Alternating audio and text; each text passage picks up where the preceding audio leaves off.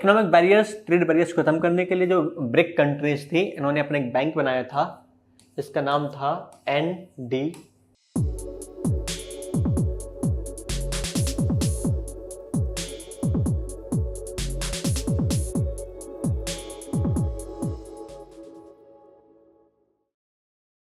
Hello friend, मेरा नाम यश पटेल। आज हम बात करते हैं एक बहुत ही इम्पोर्टेंट ऑर्गेनाइजेशन के बारे में जिसका नाम है BRICS. Okay, so friends, exam prospect से जो ब्रिक्स ऑर्गेनाइजेशन है, इनमें ब्रिक्स का एक इम्पोर्टेंट रोल होता है। आज हम समझेंगे कि ब्रिक्स जो टर्म आया है ये कैसे टर्म आया है, ब्रिक्स में कौन कौन से मेंबर कंट्रीज़ हैं, इंडिया के लिए इसका क्या रोल है, और जो ब्रिक्स कंट्रीज़ हैं, जो ब्रिक्स इकोनॉमी है, इनमें क्या क्या चैलेंज फेस कर रहे हैं। और इसके अलावा एक चीज़ और समझेंगे कि ब्रिक्स का जो ग्लोबल इकोनॉमी है इस पर क्या इम्पैक्ट पड़ रहा है, और बाकी जो देश हैं और वो ब्रिक्स में क्यों शामिल होना चाह रहे हैं। ये आज सब हम बातें आज एक एक करके समझेंगे। ओके, सो पहले हम समझते हैं कि ब्रिक्स जो टर्म आया था ये कैसे आया था, ब्रिक्स एस्टेब्लिश कब हुआ। ओके ओके, सो फ्रेंड, जैसे कि आपको पता होगा कि जो ब्रिक्स है ये आपका BRICS ब्रिक्स इस तरीके से बना है, और इसका हर एक लेटर है एक कंट्री को रिप्रेजेंट करता है। ओके, जैसे कि जो B for Brazil, R for Russia, Brazil, R for Russia, और I for India, C for China, and H for South Africa.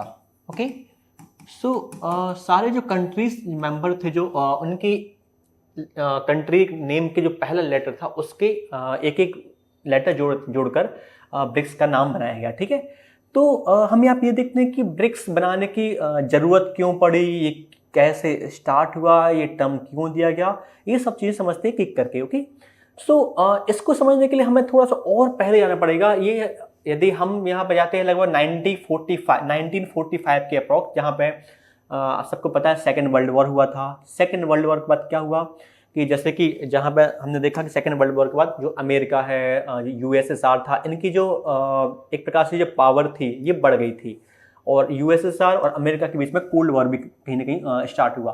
तो कोल्ड वॉर जैसे चल रहा था, उसके बाद क्या हुआ, USSR जो ग्रुप था वो कहीं ना कहीं ग्रुप टूटा, और उसमें कई सारे देश निकले, जैसे रशिया, कजाकिस्तान, यूक्रेन, ये सब उसमें से USSR के पार्ट थे।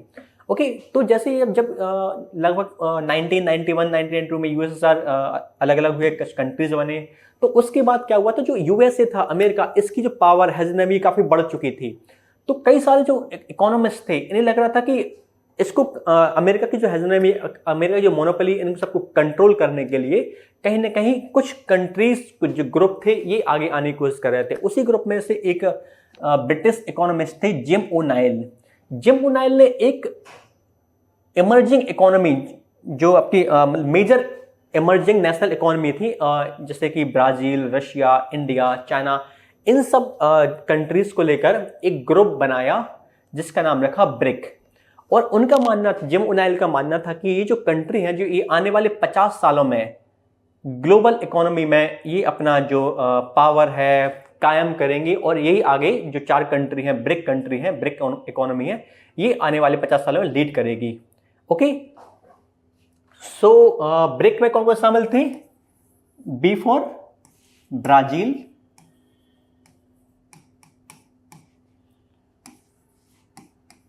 R फॉर रशिया,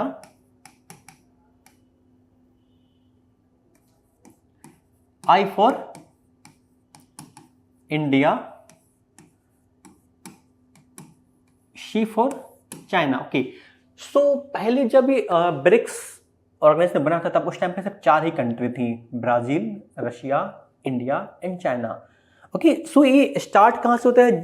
बात करें हम जुलाई 2006 में, जब रशिया के पिट्सबर्ग एक सिटी है, वहाँ पे G8 समिट था। तो वहाँ पे जो ब्रिक्स के लीडर्स थे, इनकी एक मीटिंग हुई, और मीटिंग में उन्होंने डिसाइड किया कि मतलब एक ऑफिशियल मीटिंग हुई जहाँ पे उन्होंने डिसाइड किया कि जो हमें 4 कंट्रीज हैं, ब्रिक कंट्रीज हैं, इनके लीडर्स ने एक ऑफिशियली ग्रुप बनाने की कोशिश की, और इसके बाद सितंबर 2006 में ऑफिशियल रूप से ब्रिक्स जो है ये सितंबर 2006 में ब्रिक्स ऑफिशियल रूप से आया। ओके, और इसकी जो पहली मीटिंग थी, ये जो जो ब्रिक्स का फर्स्ट समिट था,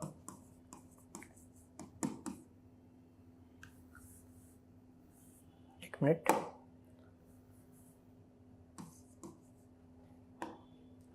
जो फर्स्ट समिट था, ये आपका जो फर्स्ट समिट था ये 16 जून 2009 में फर्स्ट समिट हुआ था। अब यहाँ पे हमें देखना है फर्स्ट समिट और मीटिंग। जो मीटिंग हुई थी फर्स्ट, ये आपकी हुई थी 2006 में, और जो फर्स्ट समिट हुआ था ये आपका होता 2009 में रशिया में। ओके, तो उसके बाद हर साल इनके समिट होते रहे और तब से लेकर अब तक अप्रोक्स 16 समिट कंडक्ट हो चुके हैं। अब ये समिट कैसे होते हैं, कब होते हैं?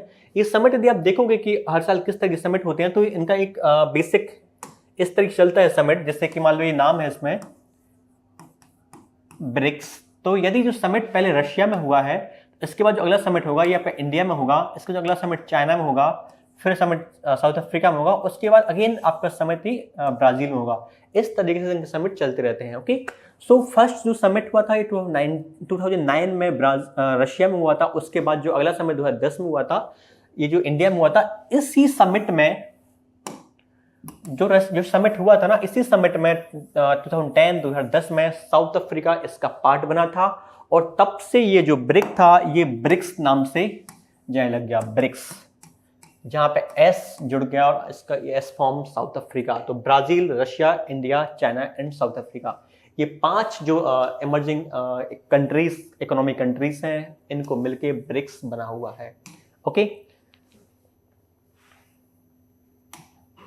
सो फ्रेंड्स, यदि हम देखें यहाँ पे कि जिम ओनाइल जो इकोनॉमिस्ट थे, इन्होंने ब्रिक्स को, जो ब्रिक कंट्री थी, 4 कंट्रीज थी, इनको ही क्यों माना कि ये आने वाले 50 साल में ये लीड करेंगी, इकोनॉमी ग्रो करेगी कहीं ना कहीं? तो उसके पीछे का रीजन होता है, देखो आपको पता है यदि कोई भी जो कंट्री है यदि वो ग्रो कर रही है, उसके पीछे 2 रीजन होते हैं कहीं ना कहीं। या तो उसका एरिया बड़ा होना चाहिए, या तो कहीं ना कहीं उसकी पॉपुलेशन बहुत बड़ी होनी चाहिए। ओके, सो यदि हम देखें पॉपुलेशन वाइज की जो टॉप 5 कंट्री कौन कौन सी हैं, ओके, सो पॉपुलेशन वाइज हम कंट्री देखें तो फर्स्ट पे आपको मिलेगा, नाम मिलेगा इसमें आपका चाइना, ठीक है। और यदि हम सेकंड पे नाम देखते हैं तो यहां पे आपको मिलता है इंडिया, जो अभी इंडिया जैसे कि अभी सेकंड पे है, लेकिन बहुत जल्दी इंडिया फर्स्ट पे आने वाली आ जाएगा। और थर्ड यदि हम नाम देखें यहाँ पे आपको होगा यहाँ पे यूएसए। यदि हम फोर्थ की बात करें तो यहाँ पे आपको आ जाएगा इंडोनेशिया। और जो फिफ्थ नंबर पर बात करें तो यहाँ पे आ जाएगा ब्राजील। ओके, तो कहीं ना कहीं हम इसको यूएसए को काउंटर कर रहे थे इसकी इकोनॉमी को, तो इसके लिए हमने जो ब्रिक्स कंट्रीज थी, जो इसमें आपको चाइना भी मिलेगा देखने को, आप इंडिया भी मिलेगा, आपके लिए आपको कहीं कहीं ब्राजील मिलेगा, ठीक है। तो क्या पॉपुलेशन वाइज अब बात करें तो area wise, okay, area wise, तो एरिया वाइज में आपको फर्स्ट नंबर पे आपका रहेगा ये आपका होता है रशिया। ओके, एंड सेकंड पे आपका जो रहेगा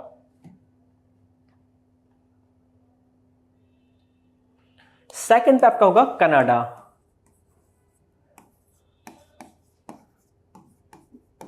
थर्ड चाइना, फोर्थ यूएसए, और फिफ्थ आपका होगा ब्राजील।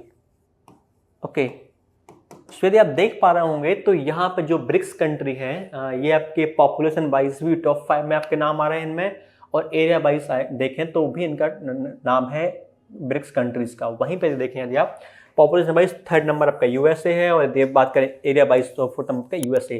तो यूएसए की पावर को, यूएसए की इकोनॉमी को ही काउंटर करने के लिए जिम ओनाइल ने एक जो टर्म दिया ब्रिक्स, और बताया कि ये इकोनॉमी, जो ब्रिक्स इकोनॉमी है, ये आने वाले 50 साल में लीड करेगी। तो उसका रीजन यही है कि ब्रिक्स के पास एरिया वाइज भी बड़ा एरिया है जो कवर करता है, और पॉपुलेशन के पास कवर करती है। और यदि एक इकोनॉमी को यही चाहिए होता है कि एक इकोनॉमी, वही इकोनॉमी ग्रो करती है जिनके पास एरिया भी अच्छा हो और जिनके पास पॉपुलेशन भी अच्छा हो।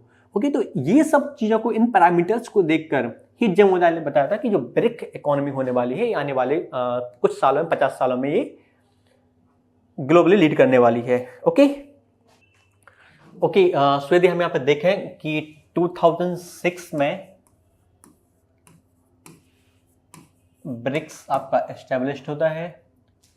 ओके, 2009 में फर्स्ट आपका समिट होता है 2010 में, सेकंड समिट जो होता है, सेकंड समिट में साउथ अफ्रीका ज्वाइन करता है ब्रिक्स के लिए, ओके। और अभी 2024 में 16th समिट हुआ है। अब तक 16 समिट हो चुके हैं, जो अभी आपका समिट कंडक्ट हुआ था अभी रशिया में, ओके। सो फ्रेंड्स, यदि कोई भी ऑर्गेनाइजेशन बन रहा होता है तो उसके कुछ बेसिक ऑब्जेक्टिव्स होते हैं, क्योंकि इसमें कुछ 4 से 5 कंट्रीज हैं, तो सब कंट्रीज के अपने अपने कुछ ऑब्जेक्टिव है कि हम किन ऑब्जेक्टिव्स पर मिलकर हमें काम करना है, ओके। तो जो ब्रिक्स के कुछ बेसिक ऑब्जेक्टिव्स हैं, फर्स्ट क्या है, energy efficiency and climate control, okay.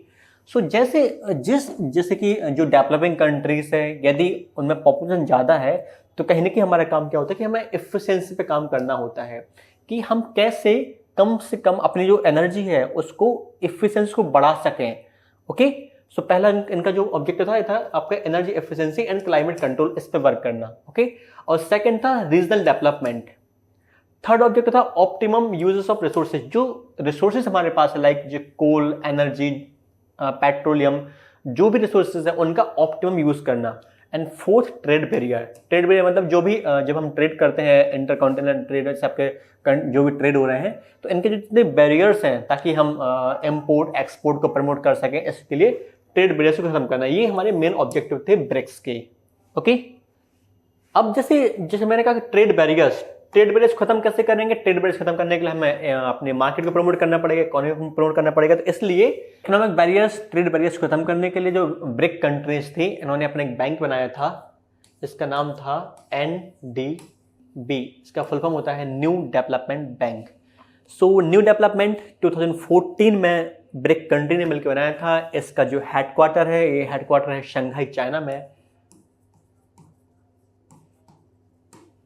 Shanghai China में इसका हेडक्वार्टर था, जिसके फर्स्ट चेयरमैन थे। हाँ, इस जो न्यू डेवलपमेंट बैंक था, इसको एस्टेब्लिश करने में जो हमारे पूर्व प्रधानमंत्री थे डॉक्टर मनमोहन सिंह, इनका बहुत बड़ा रोल था। और जो न्यू डेवलपमेंट बैंक के फर्स्ट चेयरमैन थे, ये भी एक इंडियन थे, इनका नाम था KV कामत।